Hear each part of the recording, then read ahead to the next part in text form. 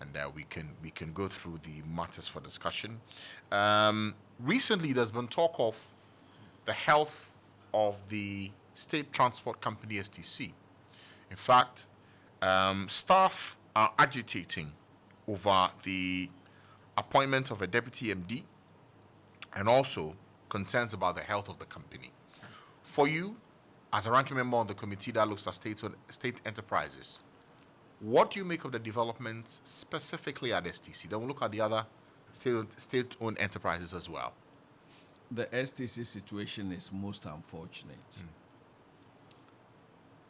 STC or Intercity STC is not a blue chip company. It's a struggling medium-sized company. And therefore it beats my imagination why such a struggling medium-sized company should even have deputy MDs, let alone have three. 3 deputy MDs? Yes, 3 deputy MDs. It was the appointment of the third one that triggered The agitation by the staff. They used not to have deputy MDs to start with. And you see, when you have directors as head of divisions or business units for a medium-sized company, and let's not forget this is a limited liability company. It is so important we don't forget that. Why will you need a deputy MD, let alone have 3? The 2 was an overkill to start with. So to add a third one, you see, what we often forget is that it's not just about salaries. The non-salary cost of labor or human capital is usually very high. So when you add that, it's symptomatic of the failure to manage commercially. Medium-sized entity like STC, 3 deputy managing directors, to do what?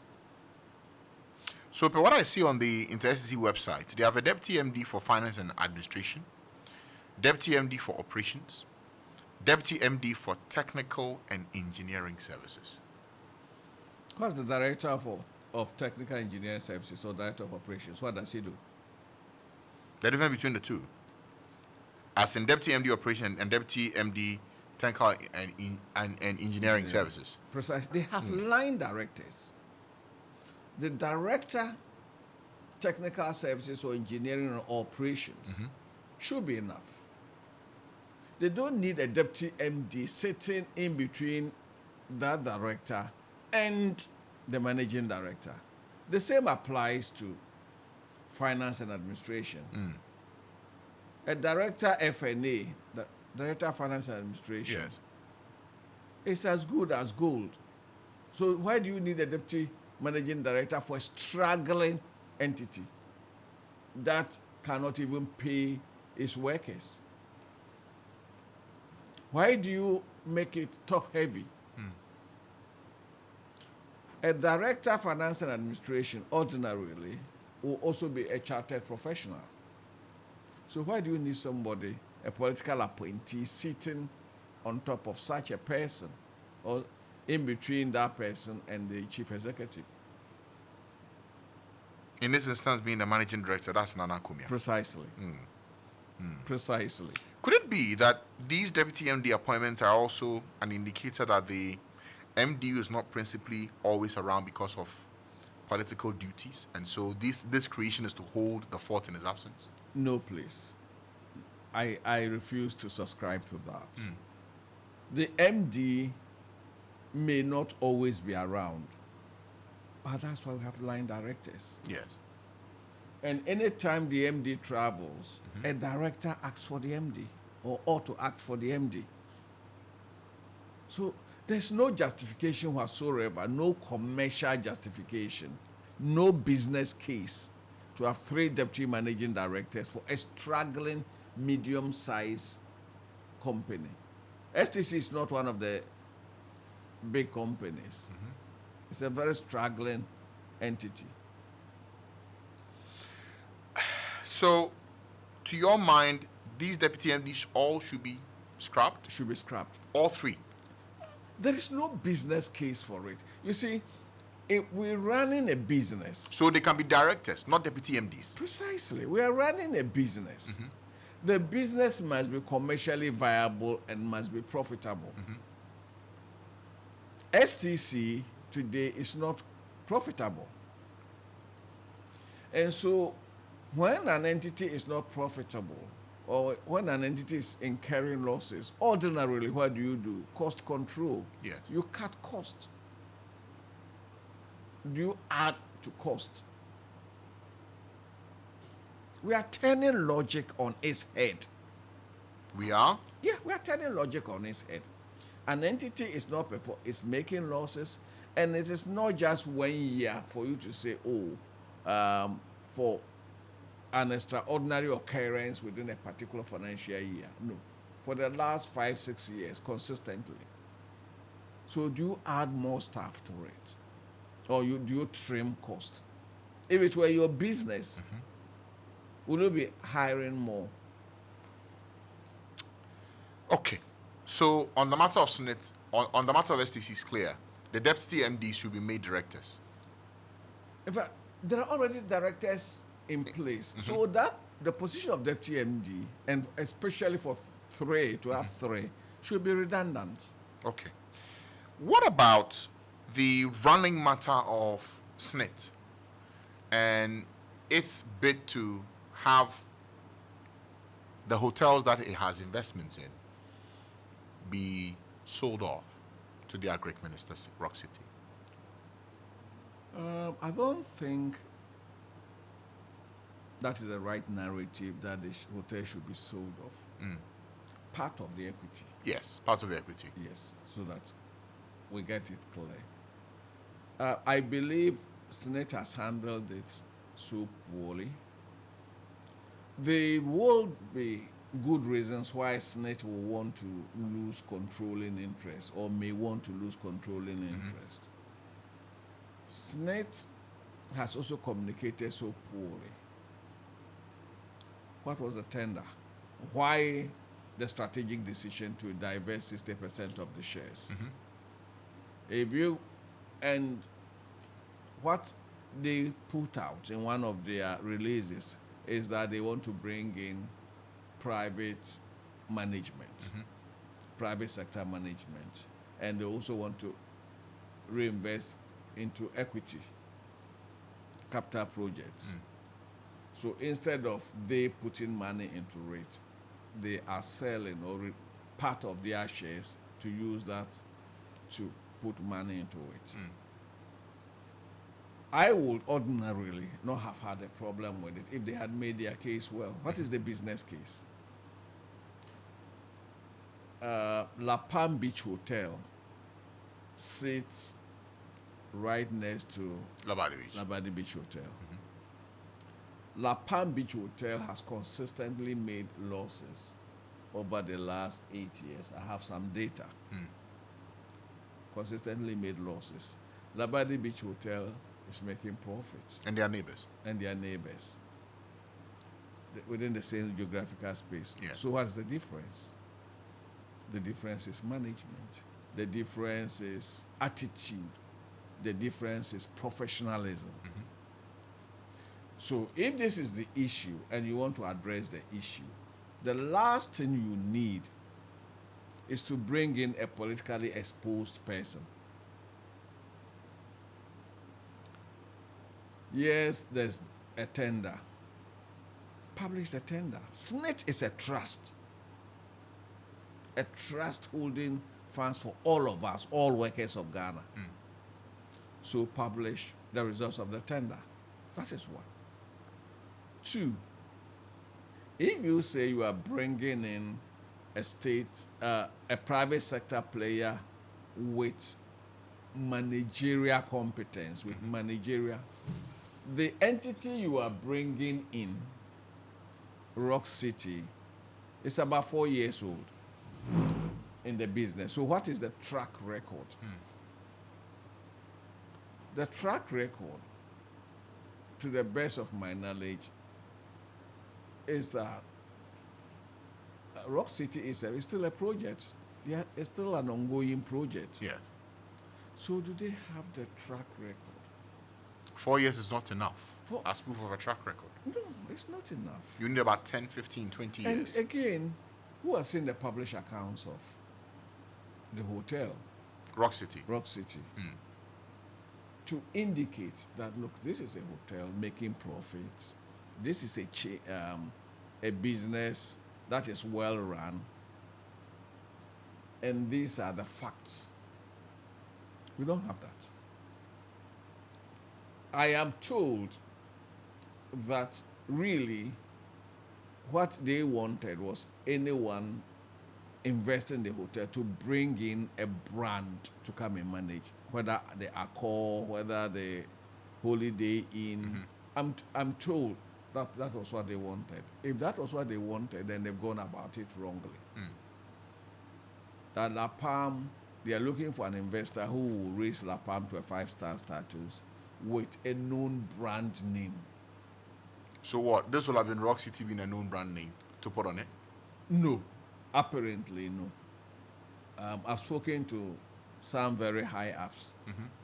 They are looking at any of the international brands, Marriott. Marriott, all you those know ones. their franchises. Yes. So that, yes, it becomes a franchise. And then I ask myself, okay, if this is the reason, then you don't need a hotelier. It could have been any of the equity funds Yes. could bring in the money needed to upgrade it to 5-star and then have a management contract with any of the brands. So that is why I say they've gone about it wrongly. And when you decide to do business with a politically exposed person, the level of transparency called for is higher. If some other ado or somebody with money had put money in it, and the person is not politically exposed, well, people will say, okay, they wanted equity, they want private equity injection. So somebody has put in the money. Then you'll be asking, is that money clean money? Is money not being laundered? Once you do those things, but here you have the consciously chosen to deal with a politically exposed person. Well, once you do that, particularly in an election year, particularly in an era when people have reason to believe there is state capture by the ruling elite, then your requirements for transparency How much higher? are far, far much higher. That we haven't had. And so I will advise NET to go back to the drawing board. Exactly what do you want to do? It's capital. If it's capital injection you need, let's state that we need this quantum of capital injection. And once you inject capital in the form of equity, automatically your shares become diluted. You dilute your shares. Yes. Let's have that. And then part of the condition precedent is that we want you to bring on board an international brand to manage the hotel. Which will, in essence, mean that this entire Rock City agreement arrangement should be put aside. Is that what you're saying? Yes, that is what I will advise NET. They should put it aside. Completely. Completely. No matter how far they've gone, whatever investments they've made in the process. No, they should put it aside. You see, the cause and effect doesn't make a good business case. And remember, we are running a business. We are not running a government bureaucracy. SNIT is, strictly speaking, not a government business. It's a pension fund Yes. held in trust for the workers of Ghana. Yes, the government ultimately underwrites SNIT. If SNIT fails today, the Ghanaian state, represented by the government, will have the obligation to pay those pensions. So the government must show some interest. But it's essential, it's not a government organization. And so, at the time SNIT was set up, the environment would have been different. Today, 30, 40 years along the line, we've had enough experiences, we've had enough trials and errors to take a look at the structure of SNIT going forward. Now, we also have the Bank of Ghana announcing per its details, making a loss of over 10 billion for the year 2023. The previous year was over 60 billion. One will argue from 60 to 10 progress, but do you understand what's gone into this level of loss and what it means for our central bank? Well, first of all, confidence. 2, cost containment. You see, the central bank is a banker of last resort. So it is actually a proper bank. That's one of its functions. And it's the banker to the government. And it's also the banker of the last resort to all the other banks. Yes. That is one of its rules. But its secondary rule is that of the regulator of the banking sector. In its regulatory rule, it has responsibility for monetary policy, a stable currency, and that it has woefully failed. Recently? Is the exchange rate stable? No, it's not. So, do I need to say anything more? If you are the regulator of the banking sector, if you are responsible for monetary policy, and you have such a poor exchange rate regime, it means you have failed. But the fiscals and the monetary go hand in hand, correct? The monetary must influence the fiscal. Not the other way around. No. Or vice versa. Assuming they go hand in hand. Yes. But your responsibility, if you refuse to print money, which is one of your core responsibilities, will we have the sort of destabilization of the currency? One will say that if you are the banker of last resort in a period of crisis, does printing money become an important step? Absolutely not. If you have fire burning, do you add more petrol? Did the Central Bank of the U.S. not print money for the U.S. During the Depression? Or even during the 2008 real estate crisis? Listen, one of the functions is to print money. Yes. Because ordinarily, from ordinary usage, you withdraw currency for circulation, for mutilation, and all the other reasons. So that you replace. So that is ordinarily, but central banks do that. Yes. That is one. But 2, when you have a law that you should not finance government beyond 5% of the previous year's GDP, and you do that, you do more than that, are you being responsible? 1, you are breaking the law. You didn't come to parliament for the exemption to do so. So 1, you are breaking the law. 2, the result of your overprinting has worsened inflation, but more importantly, in your core responsibility of exchange rate management, you have worsened the exchange rate downgrade of the CD. So are you saying that you should be applauded for that? Then on top of that, in your secondary banking business, where you charge government for interest, where you charge other banks interest, where you, for almost every transaction, there is a fee, that too you make losses. So this is the worst Bank of Ghana administration in recent times. In the Fourth Republic. Well, let me say in recent times, yes. This is probably the worst administration, the most insensitive administration of Bank of Ghana. In the context of all this, what do? They are interested in building hotels, guest houses in the north for their comfort. They are interested in building new residential facilities for the comfort of top executives. They are interested in putting up new offices for their comfort. How sensitive is such a management? Absolutely insensitive. Absolutely insensitive. Is it your position that no matter the time these contracts were signed, once we are in this position where the central bank is posting losses of this quantum, they halt those projects? Absolutely. You can delay them. You can either hold them or delay them or scale down.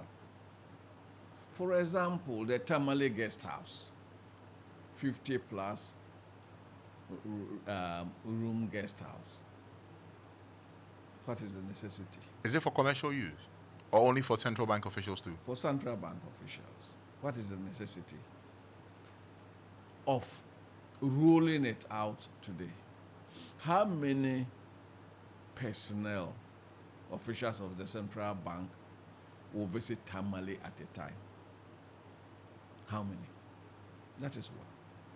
Two, the governor already has a residence in Tamale. Has a guest house. Anywhere the central bank has offices, there is a special guest house for the governor. That's already there. So do you need 50? And assuming you transfer, when you transfer staff, probably you have to house them for a month or so.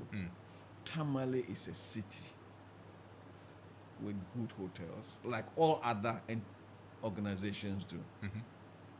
So the whole timing, the essence, the sense of propriety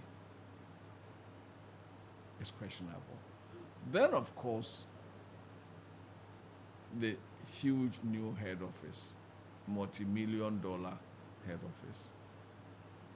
Assuming without admitting that there's a need for you to relocate. How about the timing? You've signed a contract. The contract is USD denominated. Yes. Can you not wait for a year or two? Can you not wait for a time when you are out of the red? And then I hear they are also doing a new residency for the governor. Here in Accra? Here in Accra. Was that part of the composite contract for the other buildings? Or that's a separate arrangement? That I don't know, but I'm told on authority that they want to build a new residence for the governor. Should that also be put on ice? Should that be stopped as well? Absolutely. There's already one. The governor is in it. You see, in hard times, you take cost containment measures. You don't go on a spending spree when times are hard. If the Bank of Ghana was not the authorized issuer of currency, so which gives them a license to print money, if they were paying from their banking profits, would they be investing in these sort of projects at this time? No, because you won't even have the liquidity to be able to do it. To be able to do that. And that is my concern. That is my concern, that the central bank has allowed itself to be pushed way too much. Pushed by whom? Pushed by central government. To build these edifices? No. I'm, I'm taking up the general principle. Okay. But we allow them to. Other than that, how do you finance government beyond the legal limit? Other than that, how do you write off over $40 billion CDs in a year? And then in defense, they bring up a list of banks in developed economies who have incurred losses. What is the percentage of their loss as a ratio of their GDP? Negligible. Absolutely negligible. And so I will want us to take a second look at the appropriate time, the whole Bank of Ghana Act, and see from recent experience whether the act is fit for purpose.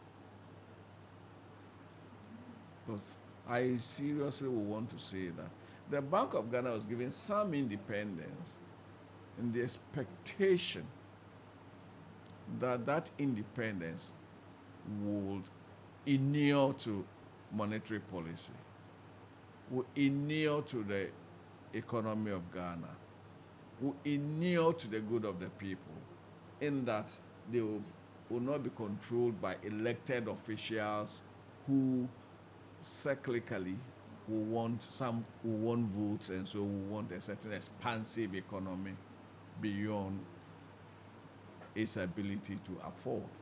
Unfortunately, that independence has not even worked. And again, let me take this opportunity to talk about this independence that some bodies have. You are only independent in the role, your assigned role. You are not independent in your governance. You are accountable for your actions. Precisely. Okay. To the representatives of the sovereign people of Ghana. Is it your understanding that the central bank is behaving as though they are not accountable to us as a people? They're taking decisions without recourse to those who they must answer to before? Well, they've done that. A good example is breaching the 5% government financing without recourse to parliament. That's an excellent example. But if they have, has there been a consequence for that action? Because I would imagine that if a law is broken, and the one who broke the law has not suffered a consequence for it, it breeds impunity, doesn't it? It does, and that is one of the reasons I'm asking for us to take a second look at the Bank of Ghana Act. But sorry, Doc, but if a law exists to protect us has been broken, why review the law? Why not ensure that that action is taken for those who, occasion these breaches? Well, today, who can prosecute? Is the Attorney General. Is the Attorney General who can prosecute? Yes. Today. Or in other corporate cases, the board of directors will take the appropriate sanctions. Who is the chairman of the board? The governor. Okay. So that arrangement has made it difficult for breaches like this to be dealt with? Dealt with at the board level, if the board is so minded. Okay. But on the matter of the law broken, since crime has no expiry date, or laws broken have no expiry date, no matter which regime is in power, you may ask to answer for it. Some crimes have expiry dates. So this has an expiry date? No, I'm just because of the generic. The general, okay. Yeah, yes. I believe, and I can't speak for the next government, but I believe Ghanaians and the Ghanaian state must take a look at it and learn from these breaches, and if possible, take remedial action at the appropriate time against those who breach the law. Breach the law. Granted. The Public Utility Regulatory Commission, PRC, has announced that from next month, we should be paying a bit more for electricity and also for water. Do you understand why we have What's the percentage? about 4.5% for water and about 5% for electricity. Yes. What does the law the PURC law say, and what is the practice? The policy direction is that there has to be a quarterly review of tariffs. Yes. And that review can result in an adjustment either downwards or upwards. If you look at the PURC release, there were two major factors responsible for the upward adjustment. One is the deterioration in the exchange rate. The exchange rate that was used in the last adjustment period and today's exchange rate. In fact, some people even think the exchange rate PLC use has been understated. But I can understand that PLC can only use the interbank rates. Yes. That's fine. The exchange rate has deteriorated seriously. From January to date, a minimum of 20% erosion has taken place. A minimum of 20% erosion, yes, of the CD has taken place. Then the second one is the weighted average price of gas, which has also gone up. Mm-hmm. And so if you put these two together, then you will wonder whether even with the 5% adjustment, we are still not under recovering cost. When your exchange rate has deteriorated close to 20%, and then you are adjusting for that, what is the significance of the exchange rate in your pricing regime? So you will look at that. Then, of course, there is the weighted average price of gas. Mm-hmm. And then this time round, PURC has also taken into account the use of liquid fuels to fire our power plants. Mm-hmm. Previously, the assumption was that our power plants, especially the thermal plants, were all going to be Gas powered. gas powered. But in recent times, as a result of our inability to procure gas, some crude oil or some other liquids have been used, other crude oil or heavy fuel oil for the AXA plant have been used. And one of the plants of VRE at Pong occasionally can be powered or is powered by diesel fuel. So I just, if the PLC were to go strictly by the formula, the increase should have been higher than the 5. Should have been what, 20%? No, should have been higher than the 5. Let me leave it at that. 10%? Should have been higher than the 5. I've heard a higher than 5, but I'm asking, what should it have been? No, should have been higher. I want to leave it at Because that. if inflation, now. You see, I am not. January to now has been at 20%. Weighted average, gas, all these elements combined. If there should be an increase, it should be more than 10%, correct? No, I will not let you put a percentage. All I'm saying now is that it should have been higher than the 5. And now that it's not, will there be ramifications for us down the road? Yes, because then we will be under recovery. We are talking about a sector, to say it's bleeding is an understatement. Hemorrhaging. It's hemorrhaging. And the power sector debts, I'm not talking about the energy sector. Power sector, yes. Power sector debts are close to $3 billion At present. at present.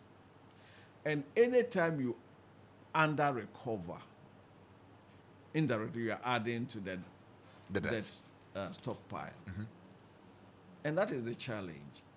But the PURC, as a regulator, has a responsibility to balance the ability to pay and keeping the industry going.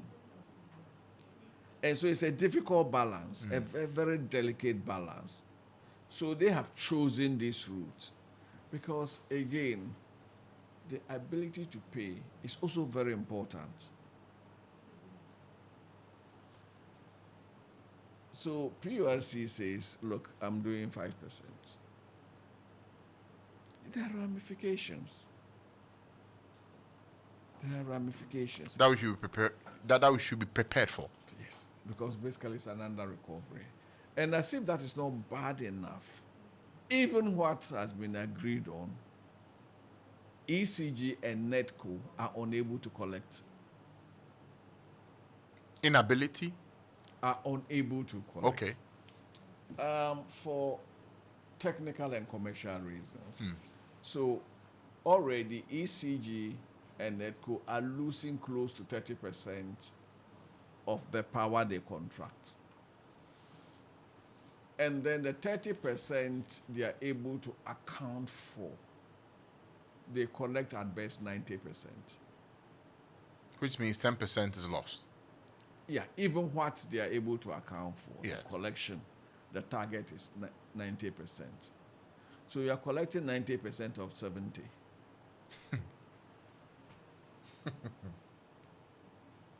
So it is explosive. The situation is explosive. We are just lucky that through the efforts of previous administrations, we now have some amount of domestic gas. If we were totally dependent on Nigerian gas, as we used to in 2012, 2013, 2014, Would have been worse. 2015, the repercussions would have been more than serious. So that is the challenge. But PUIC, by its law, is also enjoined to balance the interests of consumers as well as producers. Okay. Okay. As we end our conversation this morning, Dr. Kwabena Donkor, and time flies when you know what, we have already done 45 minutes of this conversation. Yes, already. Can we even begin to talk about job creation in a year when we are under an IMF program, when the health of the economy, the levers of the economy are not in a good place? Yes, we can talk about job creation. We just have to be more creative, even in our thought pattern. How so? We have to be creative because I refuse to accept that narrative that because we are under an IMF program, we as a people cannot do much. We can. What can we do? For example, we will now need to rely a lot more on the indigenous private sector in a number of areas. Let me give you a good example. When you spend millions importing mangoes from Burkina Faso, what can we do to encourage Ghanaian mango growers To keep that money in-house. In-house. We spend so much importing tomatoes from Burkina Faso. When a country that is largely Sahelian has to supply our tomato needs, what has an IMF program got to do with that? It is policy, it is mindset, it is encouragement, it's aligning productive forces to areas that are critical to national. And in so doing, you create jobs. So agric is one field through which you can create jobs. Absolutely. Okay. Absolutely. Agric is one field. Then again, there's a mindset problem. Let's take tissue.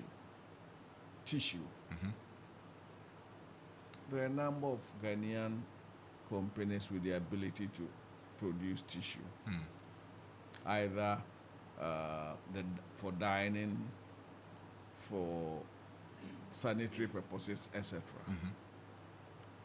If the Ghanaian state decided that, look, we want to encourage these firms by a fiscal and other policies to produce more tissue in Ghana, they will employ more. That is one.